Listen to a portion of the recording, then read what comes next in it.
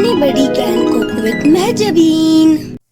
बिस्मिल्लाहिर्रहमानिर्रहीम। अस्सलामुअलैकुम। कैसे हो आप सब? उम्मीद करती हूँ आप लोग खैरियत से होंगे।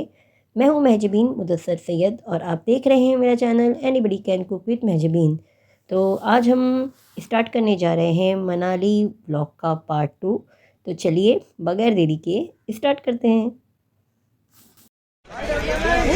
ये सब वही है जो मेले वाले गेम्स रहते ना, सुन रहे नीचे देखो, जो मेले वाले गेम्स रहते वही सब है। मेले वाले गेम्स रहते ना,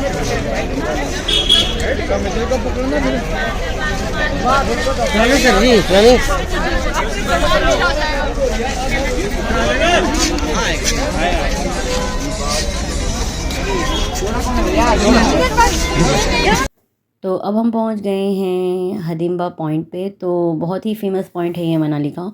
और ये क्यूट से याक कितने प्यारे माशाल्लाह। लेकिन ये जो इन्होंने इसकी नाक में डाल के रखा है ना, वो देखकर मुझे बहुत इरिटेशन हो रही है बेचारे को।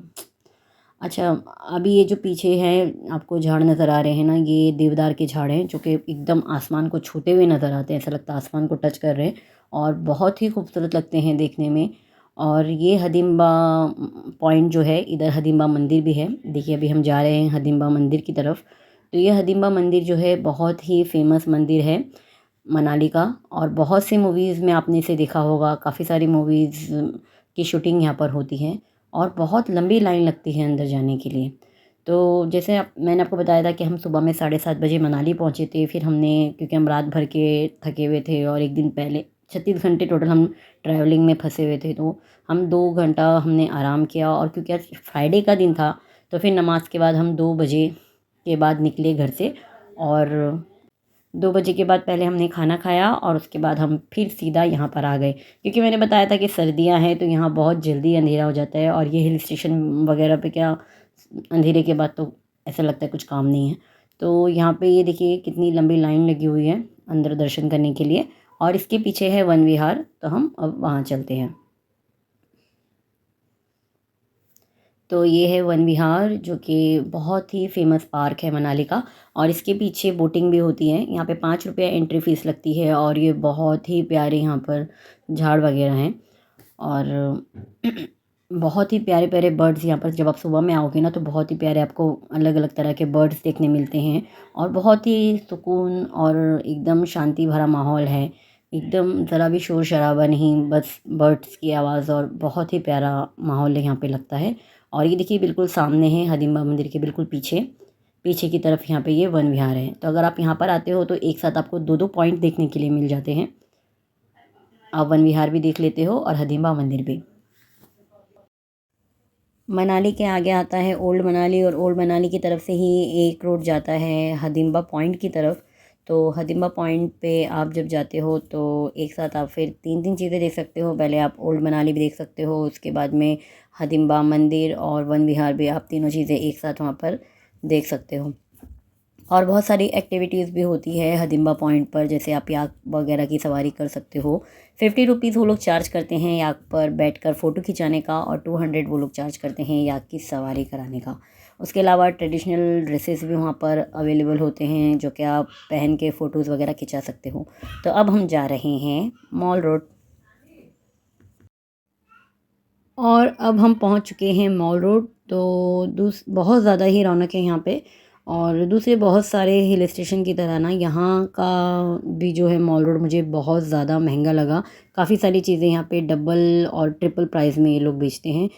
काफ़ी टाइम पे बार्गेनिंग करने पे वे लोग काफ़ी प्राइस कम कर भी देते हैं, लेकिन उसके बावजूद भी वो मुझे महंगा ही लग रहा था।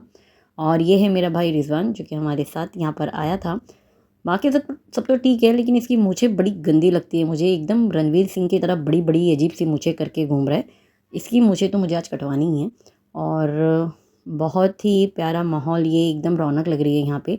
मॉल रोड एक ऐसी जगह होती है हिल स्टेशन पे ना जहाँ पे आप अंधेरे के बाद भी घूम सकते हो। बाकी दूसरी चीज़ें तो बंद ही हो जाती हैं। यहाँ पे आप रात में भी आराम से घूम सकते हो क्योंकि काफ़ी रोशनी होती है। और जैसे मैंने बताया कि सीज़न का टाइम है तो बहुत ही ज़्यादा रौनक है, हर जगह ज़्यादा भीड़ है और चीज़ें भी बहुत ज़्यादा महंगी कर रखी है इन्होंने। और ये मेरा बेटा जो कि मुझे शूटिंग करने नहीं दे रहा है। आदि हट यहाँ से। आज के लिए गाइस इतना ही, बाय। आदि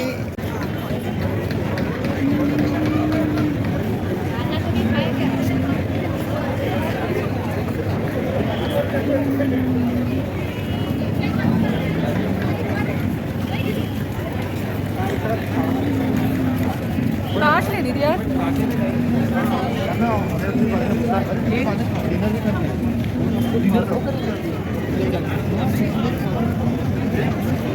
लगाते हैं, आप लगाते हैं कुछ नहीं?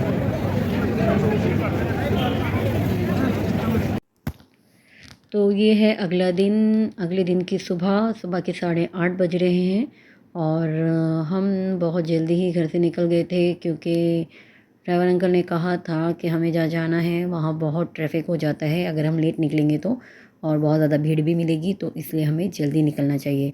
तो इसलिए हम जल्दी घर से निकल गए थे।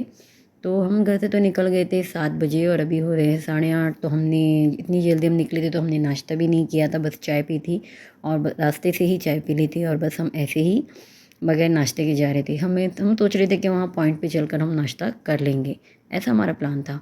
और ये है अटल टनल। अटल टनल जो है पहाड़ों के बीच में से बनाई हुई टनल, पहाड़ों के बीच में से बनाई हुई टनल है। तो ये बहुत लंबी टनल है, तकरीबन कुछ 9 किलोमीटर की टनल है ये, जो पिछले 5-6 साल के काम से बनाई गई है और बहुत ही लंबी टनल है ये, जैसे 9 किलोमीटर मैंने बताया।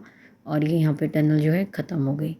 तो टनल के उस साइड, पहाड़ के उस तरफ जाने के लिए पहले काफ़ी लंबे रास्ते से जाना पड़ता था, लेकिन टनल की वजह से रास्ता काफ़ी शॉर्ट हो गया है।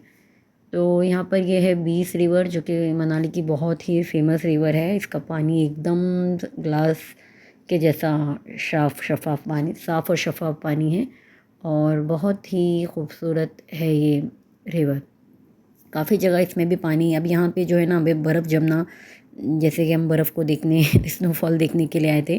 तो मैं आपको बता रही थी कि हम जो है स्नोफॉल देखने के लिए एकदम बेचैन हो रहे थे और हमें स्नोफॉल मिल ही नहीं रही थी क्योंकि हम काफ़ी जल्दी पहुंच गए थे मनाली। दिसंबर के कुछ 21 को हम बॉम्बे से चले थे और आज थी हमारी 24 तारीख, 24 हो गई थी। तो ज़्यादातर दिसंबर एंड में बर्फ़ जो है स्नोफॉल हो जाती है मनाली में, लेकिन इस बार नहीं हुई थी और काफ़ी सारे हिस्सों में लेकिन ऊंचाई पे स्नोफॉल होती है। तो हमें किसी ने कहा था कि आगे स्नोफॉल हुई है, तो हम वहीं पर स्नोफॉल देखने के लिए जा रहे थे। तो स्नोफॉल तो नहीं मिलती, लेकिन हमें ये है कि स्नो मिल जाती थी। तो हमने रास्ते से ही स्नो में जो पहने जाते हैं वो कपड़े ले लिए थे, मोटे मोटे बहुत से भारी कपड़े। अंदर हमने सारे गर्म कपड़े पहने हुए थे और उसके ऊपर ये स्कीमो जैसे मोटे मोटे कपड़े पहन के काफ़ी हैवी लग रहे थे हम। तो काफ़ी मेहनत और कोशिशों के बाद हमें आखिरकार बर्फ़ दिखना शुरू हो गई थी। तो यहाँ तो बहुत खुशी का कोई ठिकाना ही नहीं था।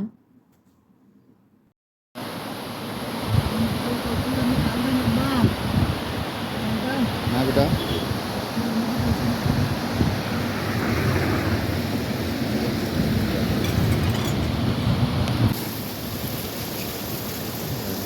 मैं भी हाथ लगाऊँ जाके बर्फ़ को?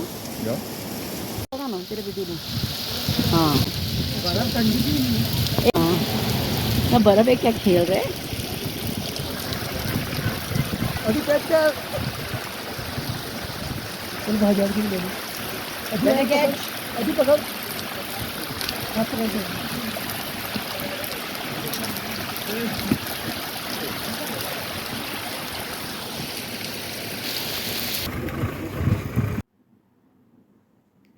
और ये है मेरा बेटा मोहम्मद अदी सैयद।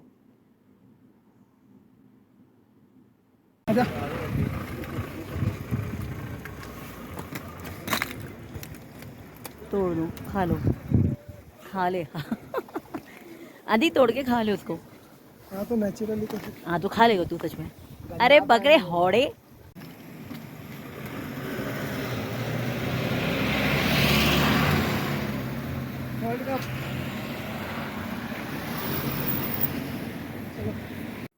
तो हम आए थे यहाँ सेशु, जो कि मनाली से 20-25 किलोमीटर आगे है। तो ये एक स्नो का पॉइंट है जहाँ पे हमेशा जो है स्नोफॉल होती है, लेकिन इस बार यहाँ पर स्नोफॉल अब तक नहीं हुई है। और यहाँ पर एक शॉपकीपर आंटी है, उन्होंने हमें बताया कि इस बार जो है पहाड़ी के इस तरफ नहीं, पहाड़ी की दूसरी तरफ जो है स्नोफॉल हुई है। तो कुछ शिलोंग करके एक एरिया उन्होंने हमें बताया है कि वहाँ पर हमें स्नो मिलेगी, तो हम अब वहीं जा रहे हैं। और वो शिलोंग जो है यहाँ से और 30-35 किलोमीटर आगे है, तो तकरीबन हम मनाली से 60-65 किलोमीटर आगे पहुँच जाएंगे। तो चलिए देखते हैं क्या होता है। फ्लैट रूट जैसा रास्ता बना है, कितना चलिए ऐसा लग रहा है, इस पे रनवे बना है, ऐसा लग रहा है प्लेन के लिए। बर्फ है, डोल बना रखी है पत्थरों की। हाँ, वो साइडों में गिर गया, ऊपर वो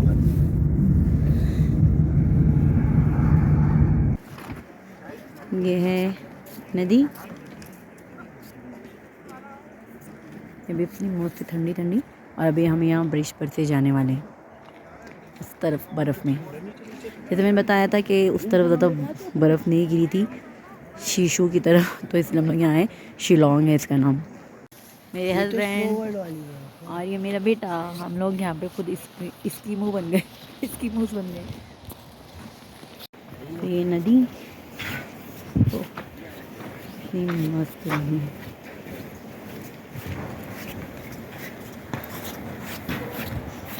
बैठी है, ये ब्रिज से वहाँ जाना है हमें। चलो, पानी की आवाज़ कितनी अच्छी।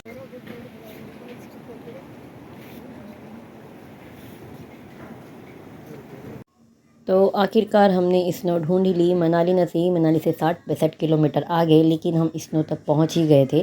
तो यहाँ भी हमें स्नोफॉल तो देखने के लिए नहीं मिली, लेकिन हमने स्नो देख ही ली और बहुत अच्छा लग रहा था देख कर के। हम इतना दूर मुंबई से आए थे, तो चलो यहाँ आकर हमने कुछ अलग चीज़ तो देखी। और मंज़र यहाँ पे बहुत ही खूबसूरत था। ऐसा लग ही नहीं रहा था कि हम इंडिया में हैं, ऐसा लग रहा था कहीं इंडिया के बाहर आए हुए हैं। इतने खूबसूरत मनाजिर हैं यहाँ के।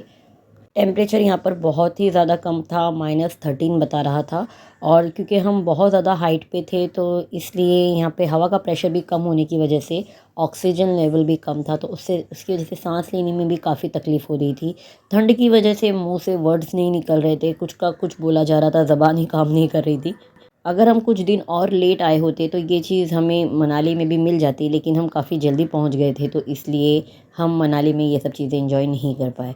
लेकिन फिर भी अल्हम्दुलिल्लाह हमें ये चीज़ मिल ही गई थी आगे से ही। और ये झाड़ जिस पर से पानी गिरते हुए जम गया।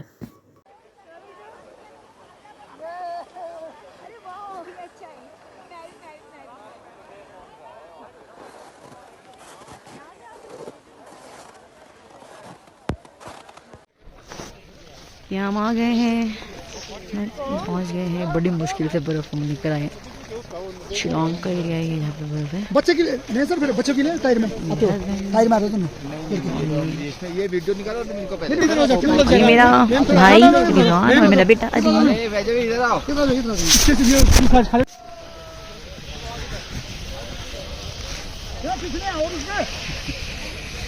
क्या 2 सेकंड का। मेरे पैर की उंगलियां जाम हो गई। लोग पैराग्लाइडिंग करते हैं, नाइस ना।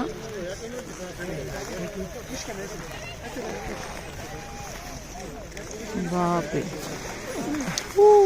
चलो अपने फोटो निकाल लेते आप यहाँ आ जाओ। हाँ हाँ।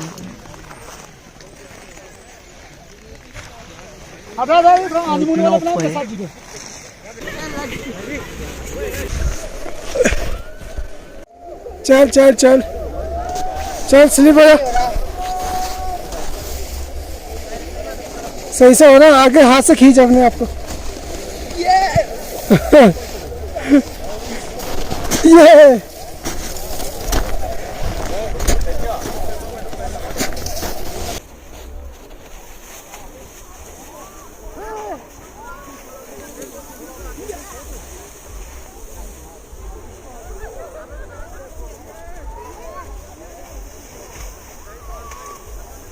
बाहर हमें स्लिप हो गया हो। 1 2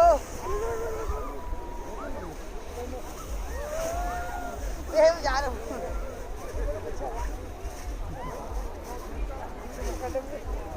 ये मेरे पास नहीं आ जाना एब्बो, सीधा जाओ रे, तेरा नहीं आना मेरे ऊपर।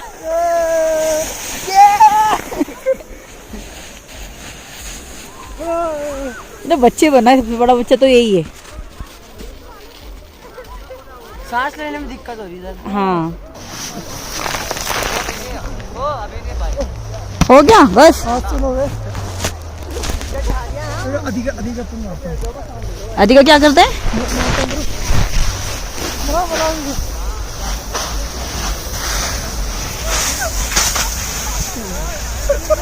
तुम लोग को बहुत सर्दी होने वाली मुझे ऐसा लग रहा है, जितना तुम लोग मस्ती कर रहे हो ना।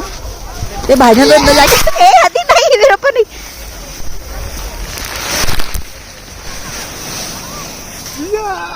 अल्लाह। तो अब हम जा रहे हैं रिटर्न मनाली की तरफ। कुछ 7 साढ़े 7 बजे हम रूम से निकले थे और यहाँ पर पहुँचते पहुँचते हमें तकरीबन 10:30 11 बज गए थे। 2 घंटे हम यहाँ पर रुके थे क्योंकि उससे ज़्यादा रुकना यहाँ पर पॉसिबल नहीं था, क्योंकि बहुत ही ज़्यादा ठंड थी और ठंड से एकदम हालत ख़राब हो रही थी।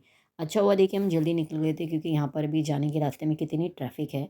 तो हम जल्दी निकल गए थे तो हमें ये ट्रैफिक नहीं मिली थी, एकदम रोड क्लियर मिला था जाने के टाइम पे। और ये देखिए कितना खूबसूरत नज़ारा है माशाल्लाह। लग ही नहीं रहा कि हम इंडिया में, ऐसा लग रहा है कि हम स्विट्ज़रलैंड में आ गए हैं। तो एक बार तो आपको मनाली ज़रूर ज़रूर आना चाहिए, क्योंकि ये बहुत ही खूबसूरत जगह है देखने के लिए। और एक बार फिर अटल टनल से होते हुए हम जाएंगे पहाड़ी के उस तरफ। तो सुबह से हम निकले थे और बहुत ज़्यादा भूख लगी थी, हमने कुछ भी नहीं खाया था क्योंकि वहाँ पर भी खाने का कुछ इंतज़ाम नहीं था। तो अब हम जाके पहले खाना खाने वाले थे, उसके बाद हम जोगनी वाटरफॉल और मनाली गोम्पा जाने वाले थे, और उसके साथ ही हमारा मनाली का ट्रिप जो है कंप्लीट हो जाता। वैसे इसके बाद हमारा प्लान था कि हम जाएंगे शिमला, लेकिन मेरा बेटा और मेरे हस्बैंड दोनों का ये ख्याल था कि वहाँ पे भी तो सेम पहाड़ियाँ ही देखने मिलेगी, नया अलग क्या देख लेंगे हम। और वैसे भी ये दोनों अब कुछ अलग ट्राई करना चाहते थे, तो हमने प्लान किया कि हम शिमला नहीं जाएंगे, हम जाएंगे चंडीगढ़। और चंडीगढ़ में जाकर हम थोड़ा वहाँ पर घूमेंगे, क्योंकि मैं तो कई बार चंडीगढ़ जा चुकी हूँ और मेरे हस्बैंड भी कई बार जा चुके हैं, लेकिन उन्होंने कभी भी वहाँ पर घूमा फिरा नहीं, वो बस खाली अपने काम के हिसाब से गए थे। तो अब हमारा प्लान था कि हम चंडीगढ़ जाके अच्छे से चंडीगढ़ घूमेंगे और देखेंगे कि चंडीगढ़ में क्या है। तो ये हमारा लास्ट टाइम है, आखिरी दिन है मनाली में।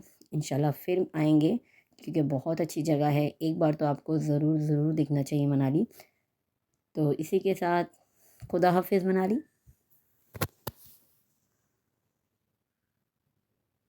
कि तू जा रहा है। देखो मैं स्मार्ट लग रहा हूँ, मुँह से गायब हो गई है मेरी। अब तो एक आदमी हो जाएगा काम। अब इतनी अच्छी बात है तूने किया है, वो तो नहीं डाल सकती ना ब्लॉग में। कहाँ तो एक आदमी क्या फ्लैट हो जाएगी, इसमें क्या मार रही है। एक कमीना भाई तो होना चाहिए ना। तो इसी के साथ कंप्लीट होता है हमारा मनाली का ट्रिप और कंप्लीट होता है मनाली का व्लॉग भी। तो आपको मेरा वीडियो कैसा लगा बताइएगा। अगर आपको मेरा वीडियो पसंद आता है तो प्लीज़ चैनल को सब्सक्राइब कीजिए, दुआओं में याद रखिए, अपना ख्याल रखिए, अपने बच्चों का ख्याल रखिए। इंशाल्लाह अगले व्लॉग में, चंडीगढ़ व्लॉग में फिर मिलेंगे। जब तक के लिए अल्लाह हाफ़िज़।